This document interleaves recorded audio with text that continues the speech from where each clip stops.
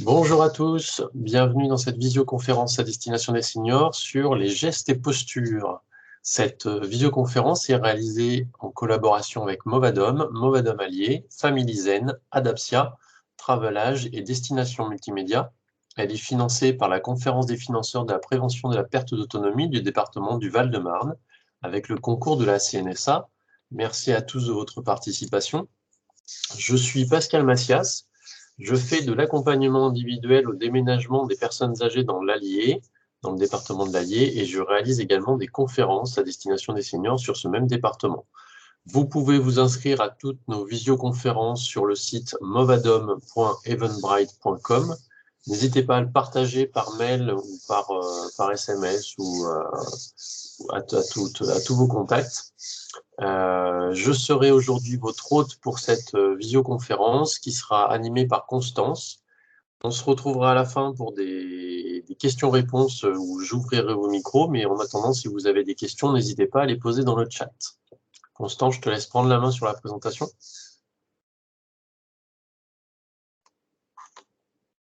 Parfait. Alors, je vais voir si je peux mettre le chat en même temps. Comme ça, je verrai s'il y a des questions. Voilà.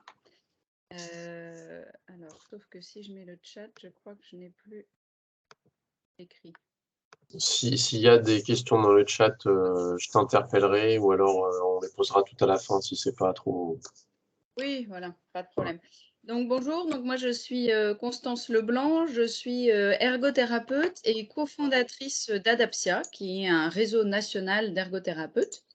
Et donc, aujourd'hui, je suis là pour vous parler des gestes et des postures. Alors, savez-vous pourquoi nous avons mal au dos? Hop. Eh bien, plusieurs causes peuvent provoquer des douleurs au niveau du dos.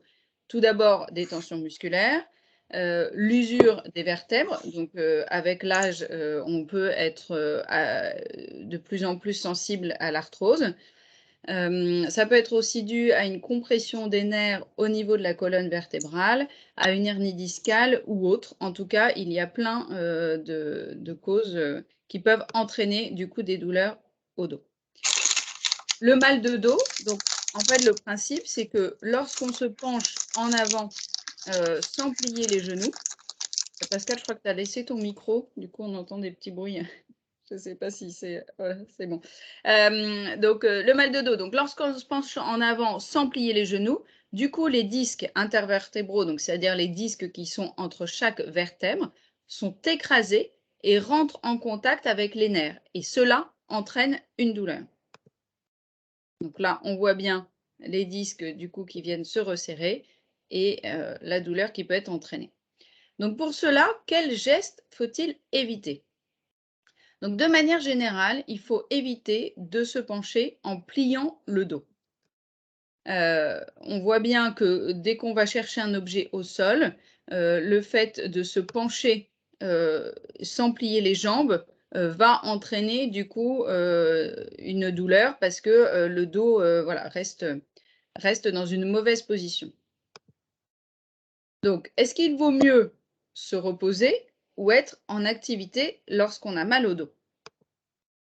Alors, quand on souffre, vaut-il mieux privilégier le repos ou l'activité? Alors, je vous laisse une seconde pour chacun vous dire la réponse que vous donneriez.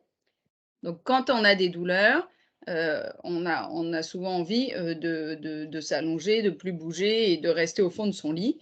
Eh bien, il vaut mieux donc privilégier le repos et l'activité. Les deux sont importants. En effet, il faut gérer ses efforts. Donc, il faut distinguer en fait la quantité et la qualité des gestes en dosant du coup son activité. Le repos, lui, peut calmer la douleur à court terme, mais par contre, il peut aussi aggraver la douleur à long terme parce que du coup, on n'est plus dans l'échauffement et on n'est plus dans l'activité. Donc après, le fait de réentraîner une activité, ça peut être encore plus douloureux. Alors, pourquoi le repos prolongé aggrave-t-il la douleur? Donc, le repos, c'est-à-dire l'inactivité, modifie du coup votre capacité physique. Donc, lorsque vous êtes de moins en moins entraîné à l'effort physique, donc le repos, l'inactivité, retentissent sur votre comportement, sur votre morale, votre relation avec les autres. En effet, vous allez rester à la maison, vous allez avoir de moins en moins de loisirs, de moins en moins d'activités avec votre entourage et dans votre travail. Vous avez donc de moins en moins de plaisir pour vous et avec les autres. Cela peut entraîner donc un isolement, une apathie au niveau des activités, et du coup, finalement, on va se concentrer sur sa douleur qui, petit à petit, va envahir notre quotidien. Donc l'inactivité augmente la douleur et a tendance à nous enfermer, en fait, dans les pièges de la douleur.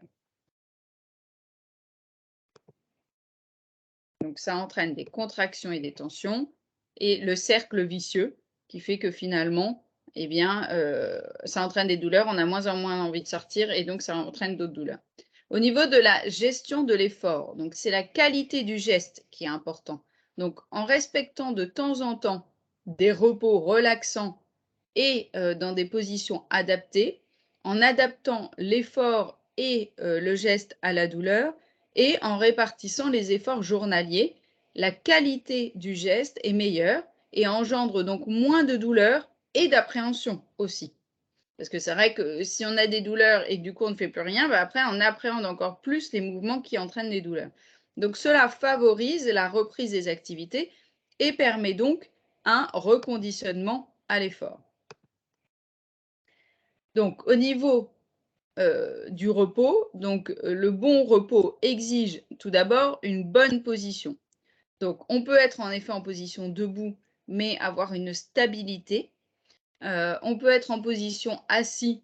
Alors, pareil, il faut être bien assis. Il ne faut pas être avachi dans son canapé parce que sinon, ça peut entraîner des mauvaises positions qui vont entraîner des douleurs. Ou sinon, en position allongée, sachant qu'il faut éviter que le dos soit creusé. Donc, dans ces cas-là, il faut soit avoir les jambes un petit peu relevées pour, du coup, avoir le dos bien plat, soit, de nous-mêmes, plier les jambes pour avoir le dos bien plat. Ensuite, il faut essayer d'avoir des pensées positives. Il faut essayer de penser à autre chose que la douleur. Alors c'est évident, c'est facile à dire, mais c'est pas facile à faire. Voilà, donc ça peut être éventuellement en écoutant de la musique, en écoutant des exercices de relaxation. Maintenant, voilà, on arrive à trouver facilement des applications qui peuvent du coup nous accompagner dans des exercices de relaxation pour arriver à se détendre. Alors, quel exercice physique permet de rester tonique? Donc le sport. Voici quelques exemples donc d'activités douces. Donc, il y a des activités qui sont endurantes, telles que la marche à pied, la marche nordique, du vélo. On peut faire aussi des assouplissements avec, des renforcements musculaires, donc comme par exemple du yoga, de la gym douce. Alors le mieux, c'est de pouvoir le faire, dans un groupe avec un professionnel qui va être là aussi pour vous orienter dans les mouvements que vous faites. Il ne faut pas faire n'importe quoi, dans les exercices et tout d'un coup vous mettre à faire, des exercices de yoga, qui peuvent être malheureusement, pas du tout adaptés à vous et du coup entraîner des douleurs encore plus importantes. Et faire de l'aquagym, donc pareil, c'est vrai que tous ces cours, tous ces exercices peuvent être faits en collectif, ce qui permet en plus d'avoir une activité, du coup avec d'autres personnes. Randonnée pédestre, en effet, c'est un peu la marche nordique aussi. Alors voilà, pour le coup, il est très conseillé de marcher. Marcher, marcher, marcher, ça vous pouvez, marcher à votre rythme. Vous pouvez marcher, avec, des bâtons de marche, si vous sentez que vous avez besoin au niveau de votre équilibre et tout ça, mais en tout cas, la marche est un très bon sport. Alors, il ne faut pas rester trop longtemps assis et donc en effet, il faut marcher au minimum quelques minutes toutes les 2 heures. Donc il ne faut surtout pas hésiter à vous lever régulièrement, à faire un petit tour, voilà, pour pouvoir vous dégourdir les jambes et l'ensemble du corps. Alors, les bons gestes à adopter. Alors, hop, là j'ai une vidéo, je ne sais pas.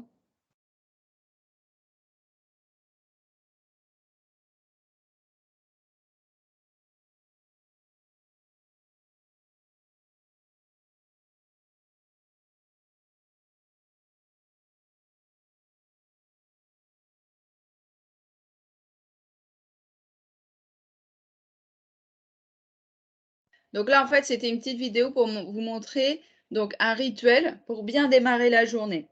Donc, lorsque vous êtes allongé, ce qu'il faut, c'est fléchir les genoux, se tourner sur le côté, sur les épaules et sur le bassin en même temps, et après, se redresser en basculant les jambes pour pouvoir les sortir du lit. Il faut donc se lever après, une fois que vous êtes assis sur le lit, il faut se lever en se penchant en avant et du coup en s'aidant des bras pour pouvoir prendre un petit peu j'allais dire de vitesse, mais en tout cas, voilà, que l'effort soit entraîné dans votre mouvement. Alors là, voilà. Ensuite, au niveau de la position debout. Donc, il faut se tenir droit On a sans... une question, Constance, pardon, sur la position assise devant l'ordinateur. Alors, on va y venir. Parce qu'en D'accord. effet, c'est un sujet qui concerne beaucoup de monde. D'ailleurs, nous sommes tous devant notre ordinateur ce matin. Donc, Absolument. j'espère que vous n'êtes pas avachis sur votre canapé. Donc, tout le monde se redresse. Voilà. Et on va venir sur le positionnement de l'ordinateur.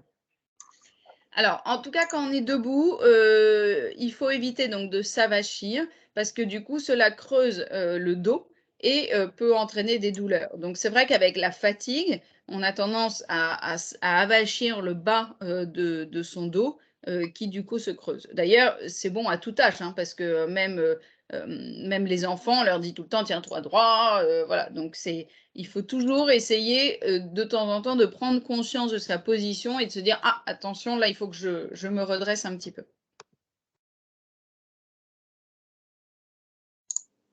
Alors, toc.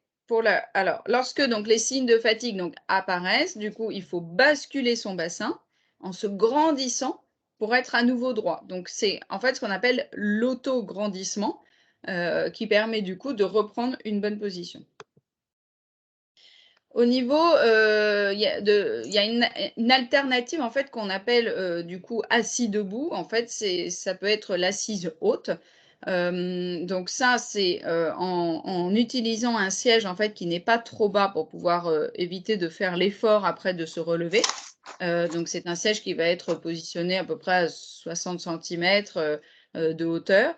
On peut aussi utiliser une petite marche pour avoir une jambe qui va être fléchie, ce qui va permettre d'avoir le dos droit.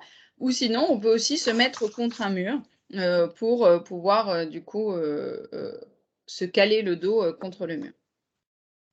Alors, lorsqu'on est en position couchée, donc plusieurs positions sont conseillées. D'abord, on a la possibilité de dormir sur le côté. Donc à ce moment-là, il faut que la tête soit soutenue, donc soit par un oreiller, donc la tête soit soutenue et que les jambes soient fléchies.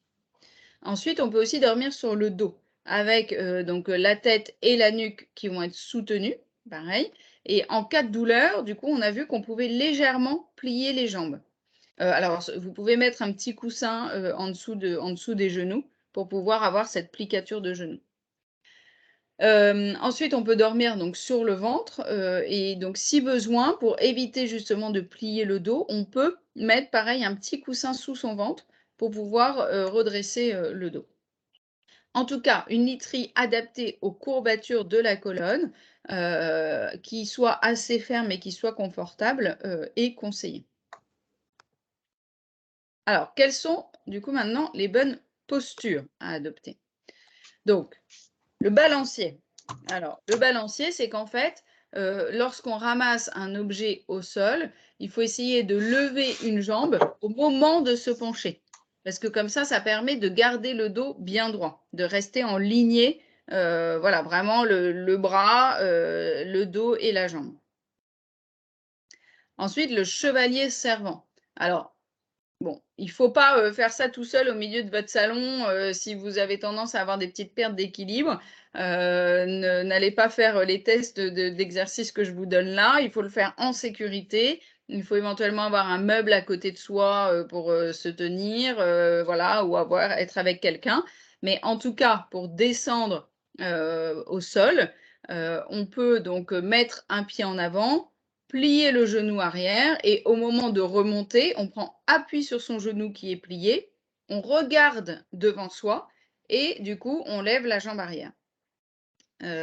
Au niveau du coup, d'une autre, par exemple pour vous chausser, pour faire votre lit et tout ça, c'est une position qui peut être utilisée au quotidien. Voilà, mais c'est vrai qu'il faut se sentir suffisamment en forme pour pouvoir mettre un genou au sol, ne pas avoir de douleur d'arthrose au niveau du genou et pouvoir se relever en sécurité. La posture du chevalier servant, elle n'est pas uniquement destinée aux hommes, elle fonctionne aussi pour les dames. Oh bah, bien sûr. C'était les vieilles, voilà, la tradition, mais maintenant on est très ouvert, donc tout est ouvert aux femmes. La triple flexion, donc pour ramasser un objet au sol, il est conseillé d'abord de plier les jambes en gardant le dos bien droit pour attraper l'objet, ensuite de déplier les jambes pour se relever et enfin de plier les bras pour remonter l'objet. Donc l'idée c'est vraiment c'est pas le dos qui se penche en avant, le tronc qui se penche en avant pour aller ramasser l'objet, c'est vraiment on plie les genoux pour aller au plus près de l'objet. Alors, au niveau du mobilier, on peut adapter son environnement, notamment par exemple sur le plan de travail. Donc, si par exemple dans sa cuisine, en fonction de la personne qui va utiliser le plus la cuisine ou voilà, si on est plusieurs dans la famille, à ce moment-là, on peut adapter différents points dans la cuisine. Mais en tout cas, il est important que la hauteur du plan de travail soit adaptée à la taille de l'utilisateur. Donc, par exemple, pour une personne qui va être en fauteuil roulant, on conseille un plan de travail à 67 cm de hauteur. Pour une personne qui fait moins de 1,60 m, on conseille 82 cm de hauteur de plan de travail. Quand on fait entre 1,60 m et 1,70 m, 88 cm. Entre 1,70 m et 1,80 m, 91 cm de hauteur. 1,80 m, 1,90 m, on conseille un plan de travail à 94 cm de hauteur. Et lorsqu'on fait plus de 1,90 m, on conseille un plan de travail à 1 m. Voilà, donc c'est pour montrer que, voilà, c'est vrai que qu'on fasse moins de 1,60 m et plus de 1,90 m, eh ben, il y a quand même 20 cm d'écart et donc ça peut forcément jouer du coup, sur son positionnement. Alors, au niveau des assises, donc suivant sa taille, la hauteur d'assise doit être comprise entre 45 et 50 cm de hauteur. Donc, pour se relever facilement, si on est de taille moyenne ou grand, on conseille d'avoir du coup une assise à 50 cm de hauteur, ce qui va permettre de faire moins d'efforts pour se relever.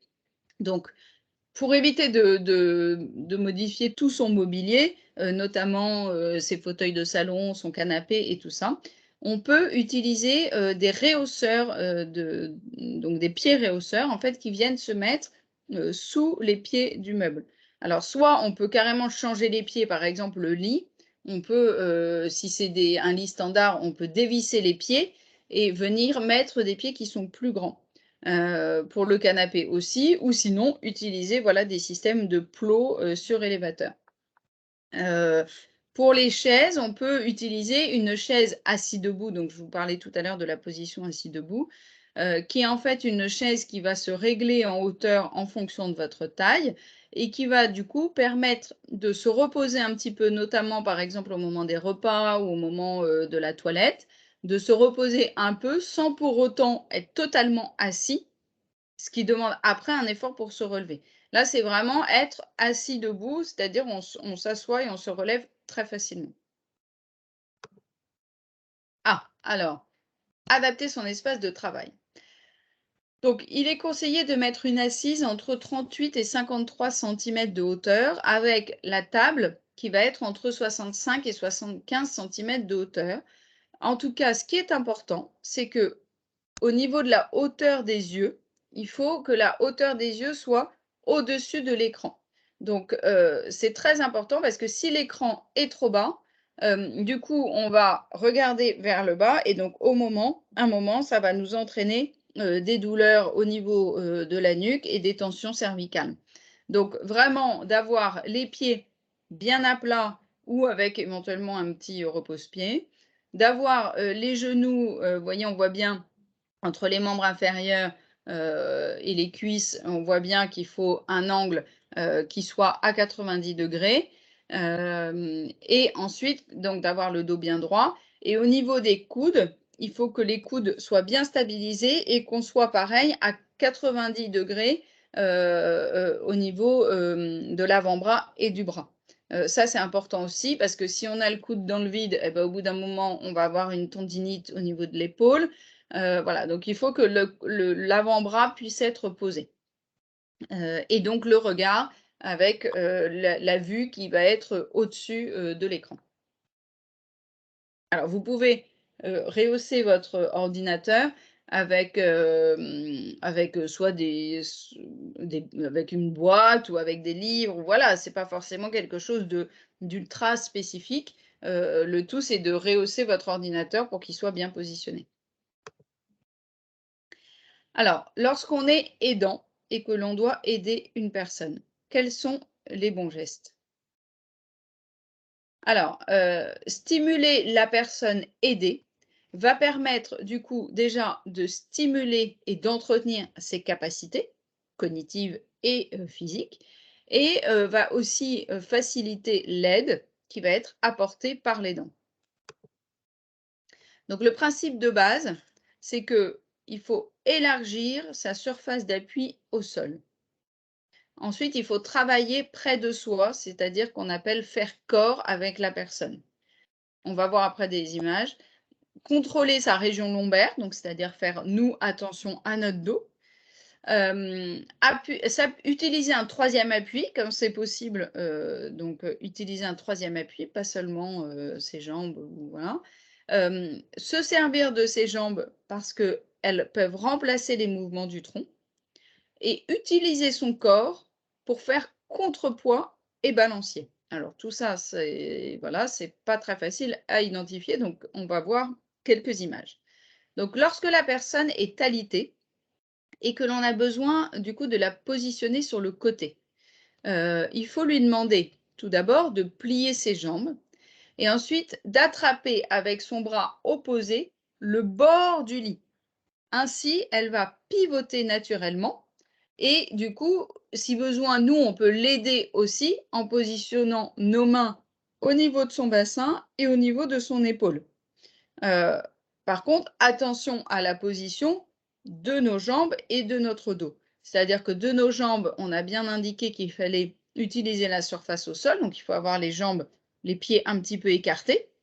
Et au niveau de notre dos, au moment où on va aider la personne à pivoter, il faut plier les jambes pour pouvoir garder le dos bien droit. Dans la translation couchée, donc, lorsque la personne donc, est allongée au milieu du lit et qu'on souhaite qu'elle se rapproche du bord.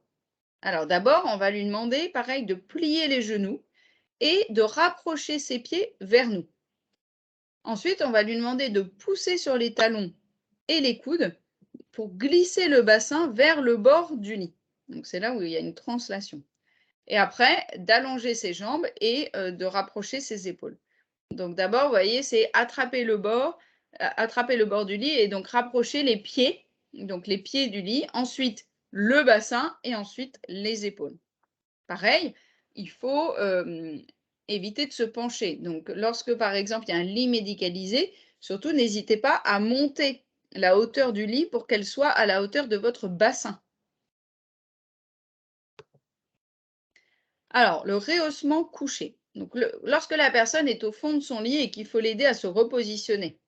Alors, il faut lui demander de plier les jambes, comme d'habitude, de prendre appui sur ses coudes, lorsqu'elle est en capacité, hein, de lever la tête pour regarder ses pieds, parce que comme ça va éviter que la tête frotte contre le matelas et donc nous gêne. Et ensuite, donc une fois qu'elle a plié ses jambes, relevé la tête et donc du coup relevé en même temps un peu les épaules, on va lui demander de pousser sur ses pieds et sur ses coudes en même temps pour pouvoir se remonter dans le lit. Et pour ça, donc on peut l'aider donc en positionnant une main sous ses fesses et une main derrière ses épaules. Mais pareil, attention à notre position. On voit bien sur la troisième image que la personne, quand on disait qu'il faut utiliser les jambes pour faire balancier, c'est-à-dire qu'on va commencer à un endroit et comme l'aider va être remonté dans le lit, ça veut dire que c'est nos jambes, c'est pas notre dos qui va faire la translation, c'est les jambes qui vont passer de droite à gauche ou de gauche à droite au moment du mouvement. Alors, lorsque la personne est alitée et qu'il faut qu'elle soulève son fessier, pour X raisons, donc nous pouvons lui demander de plier ses genoux, de prendre appui sur ses coudes et du coup de pousser sur les talons et sur les coudes pour pouvoir soulever ses fesses. S'il y a besoin, on peut l'aider en maintenant ses pieds. Donc ça peut permettre, par exemple, pour changer la laisse qui est en dessous ou pour lui enlever le pantalon si on doit mettre un bassin ou si on doit changer la protection. Voilà, donc ça peut être utile pour plusieurs raisons. Enfin, lorsque donc la personne est allongée dans son lit et qu'elle est en incapacité de s'asseoir au bord du lit. Alors, du coup, nous pouvons donc mettre une main sous ses épaules et une autre sous ses genoux. Et on lui demande donc de plier les genoux et au moment de faire le mouvement, on lui demande de sortir ses jambes du lit et d'appuyer avec sa main opposée sur le lit. Donc, de notre côté, nous, on fait une rotation pour pouvoir la faire pivoter. Donc, c'est-à-dire que la personne, elle va être allongée, elle va plier ses jambes et nous, en mettant une jambe, un bras sous les genoux et un bras sous les épaules, on va l'aider à pivoter. Alors, lorsque la personne est assise au bord du lit et que nous devons donc l'aider à mettre les pieds au sol, alors on va à ce moment-là lui demander de faire ce qu'on appelle la marche fessière avant. C'est-à-dire qu'on va lui demander de se pencher sur un côté et d'avancer la jambe opposée. En fait, vous savez, on va basculer de droite à gauche, clac, clac, et comme ça, on va réussir avec les fesses à petit venir se mettre le plus proche du lit. Et pour du coup le mouvement arrière, c'est-à-dire quand elle est assise au bord du lit et qu'on veut la mettre plus vers le milieu, on va faire le mouvement inverse. Donc on fait une marche avec le bassin. Alors, pour les transferts assis debout, donc lorsque la personne est assise, ça peut être sur un fauteuil roulant, mais ça peut être aussi sur un fauteuil, une chaise ou autre. Lorsque la personne est assise et que nous devons donc la mettre debout, on va lui demander donc de se pencher en avant pour qu'on puisse en fait venir s'accrocher au niveau de sa ceinture. Alors attention, pareil, au moment, on voit sur les images, au moment de venir s'accrocher, il faut surtout bien penser à positionner, à plier les jambes. Et donc du coup, elle va venir mettre ses mains autour, de la ceinture. Et à ce moment-là, on va faire une bascule arrière en mettant la personne en emmenant la personne avec nous. Donc c'est là où on parlait tout à l'heure de balancier. C'est-à-dire que du coup, la personne, va prendre le même mouvement que nous pour, pouvoir se mettre debout. Alors, en effet, j'ai cru voir passer un commentaire. Alors, ce sont des gestes, en fait, c'est ce qu'on appelle gestes et postures. C'est-à-dire qu'il y a des gestes qui vont concerner des personnes toutes seules et puis il y a des gestes qui vont concerner des personnes quand on va devoir les aider. Alors, ce n'est pas forcément des aidants professionnels. Il y a beaucoup d'aidants familiaux qui se retrouvent à faire ces gestes-là et qui sont malheureusement pas formés ou pas, voilà, pas conseillés sur le bon positionnement et du coup, ça peut entraîner de grandes difficultés pour l'aidant. Hop et alors, encore 2 slides donc sur les mouvements, pour aider la personne à s'asseoir, on va, lui faire en fait le mouvement inverse de celui qu'on a vu précédemment. Donc c'est-à-dire qu'on va lui demander, de prendre appui à l'accoudoir, de nous regarder et le fait de nous regarder va faire qu'automatiquement elle va pivoter et à ce moment-là, on va l'aider à s'asseoir sur le fauteuil. Et ensuite, l'aide à la déambulation, donc pour aider la personne donc, lors d'un déplacement, on peut prendre sa main avec une main en dessous et la deuxième au-dessus, afin du coup de bien tenir son poignet et d'être à proximité de la personne. Donc c'est là où aussi on disait corps à corps, c'est-à-dire qu'il ne faut pas hésiter à s'approcher de la personne pour pouvoir l'emmener dans notre mouvement et vraiment la stabiliser dans ses déplacements. Alors, là, ça concerne donc un peu plus, lorsqu'on est tout seul, le relevé du sol. Donc, relever une personne qui va être seule, déjà, c'est très difficile. Alors, si la personne, donc si on doit aider quelqu'un, par exemple, à se relever, si la personne est en mesure de se relever seule, alors on peut l'aider en l'accompagnant, en guidant ses gestes. Donc pour ça, même si c'est vous, par exemple, tout seul, ce qui est important pour un relevé du sol, c'est que d'abord, il faut passer sur le ventre. Donc du coup, pour cela, on va plier ses jambes et on va pivoter.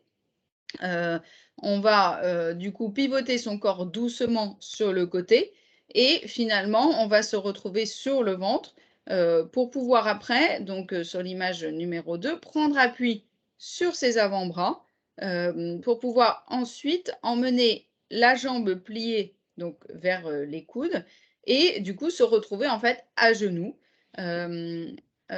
complètement pour pouvoir ensuite, une fois qu'on est bien stabilisé à genoux, on va écarter un petit peu les genoux pour avoir plus de stabilité. Pardon.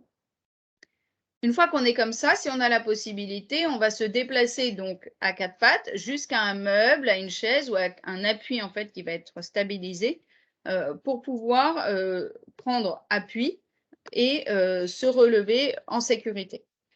Donc là, on se hisse debout, donc voilà, à l'aide d'un meuble ou autre, voilà, et on attend d'être bien stabilisé une fois qu'on s'est mis debout, ou on s'assoit sur le canapé à côté pour être sûr de ne pas retomber à nouveau.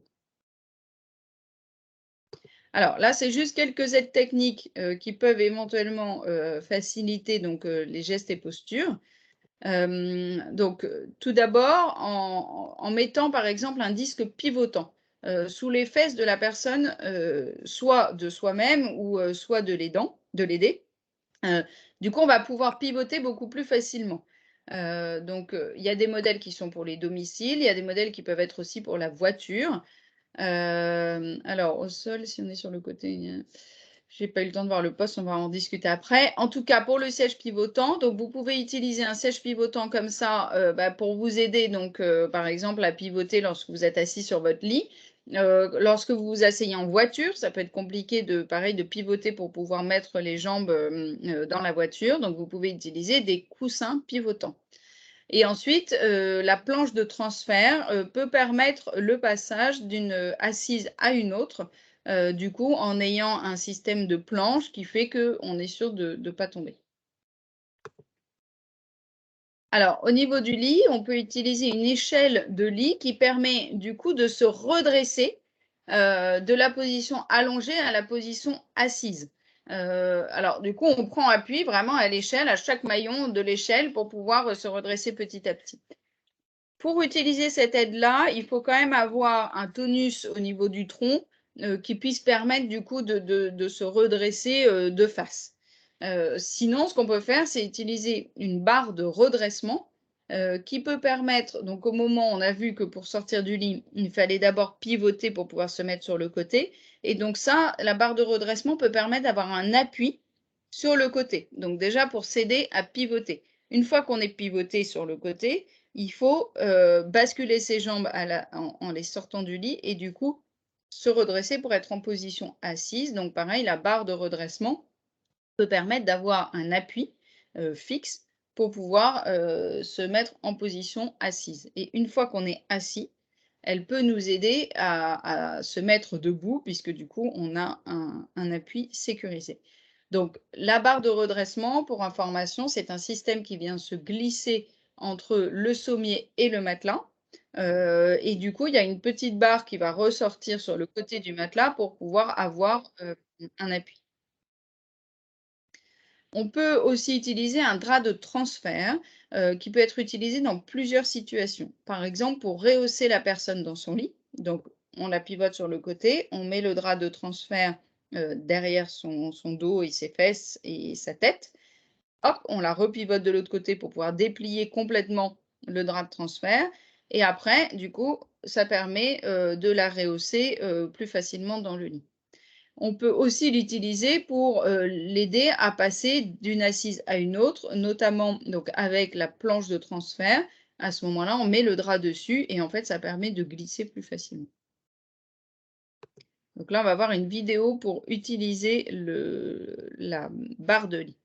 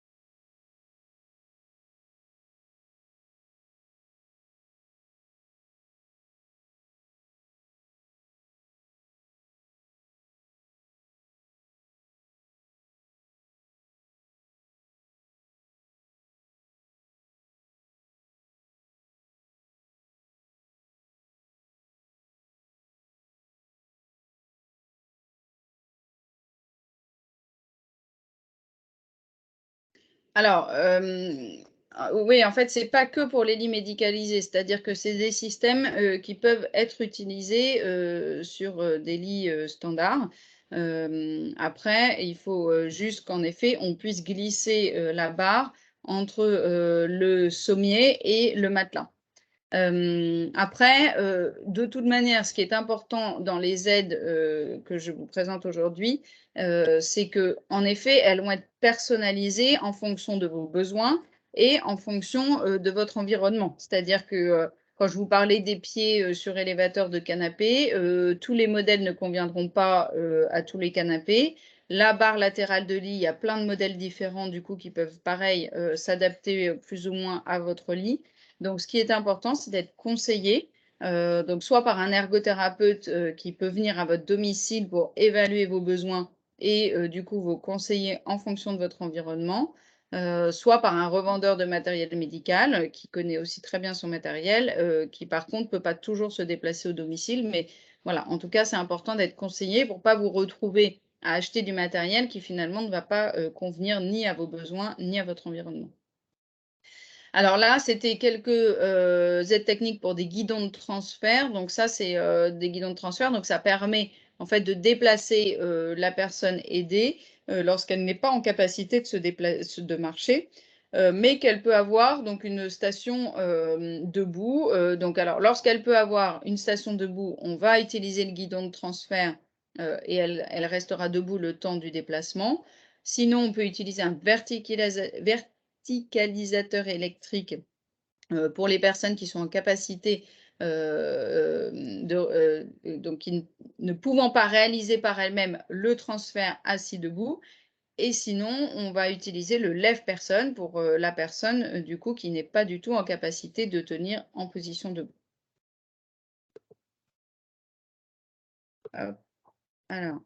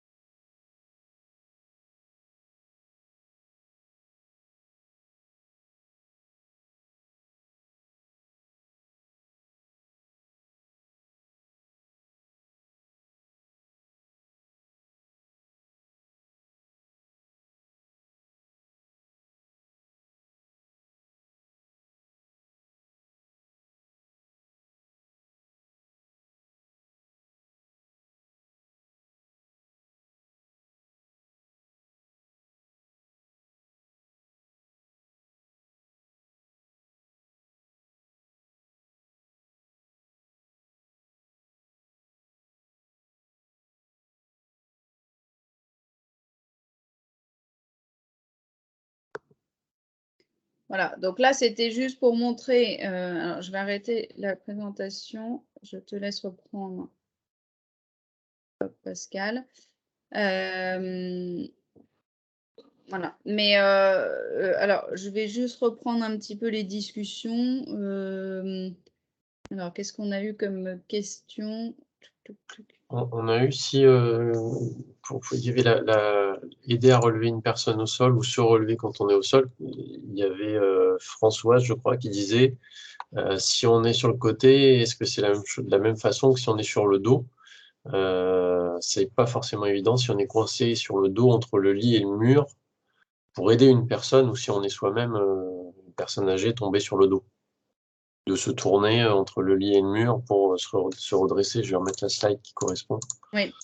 Non, mais c'est sûr que suivant la configuration de là où on tombe et voilà, et de nos capacités aussi, c'est vrai que si on est bloqué entre. Alors, on a toujours la possibilité de pivoter sur soi-même, mais c'est vrai que ça peut être très difficile.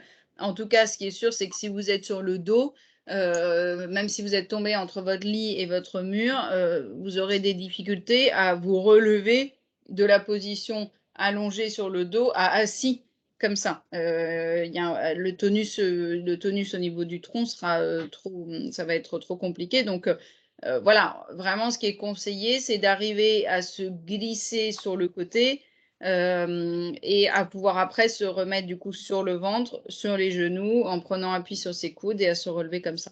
Voilà, mais c'est vrai que c'est un mouvement qui n'est pas évident. Après, vous avez des kinésithérapeutes qui peuvent vous aider à justement vous entraîner à ça. Donc, n'hésitez pas, voilà, si vous avez par exemple des séances de kinésithérapeute, n'hésitez pas à en parler avec votre kiné, de dire, bah voilà, si je suis au sol, comment est-ce que je dois me relever? D'où l'intérêt de faire du tri, de ranger ses affaires et d'avoir un peu plus de place dans sa chambre et d'avoir suffisamment d'espace entre le mur et le lit, par exemple, pour pouvoir se retourner si on tombe sur le dos. Bah, de toute façon, ce qui est sûr, c'est que, il faut que son environnement soit adapté. Donc c'est vrai qu'il y a un moment où on n'a plus forcément besoin des mêmes choses.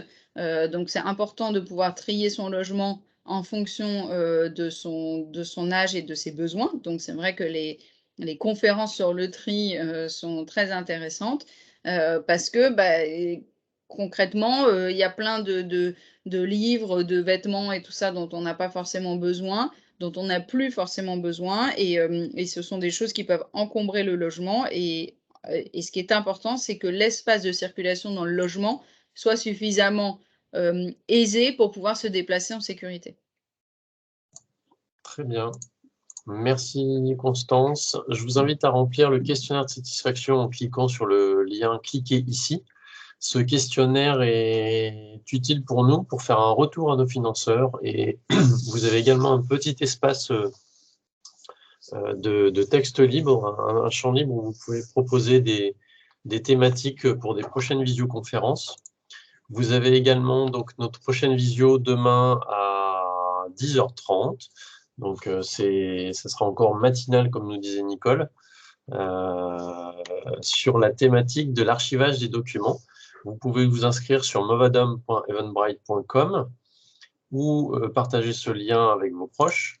Je vous remets le projet de Gwendoline et de Isabelle Palassin, le livre audio « Ça déménage chez les seniors », un livre sur la thématique du déménagement et tout ce qui va autour du déménagement.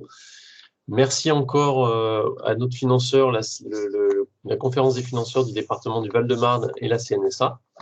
Merci à Constance de Adapsia. Si vous avez des questions, n'hésitez pas à la contacter. Vous avez son téléphone et son adresse email. Je vais bientôt ouvrir vos micros. En attendant, je vous dis à très vite, à très bientôt, à demain pour une nouvelle visioconférence.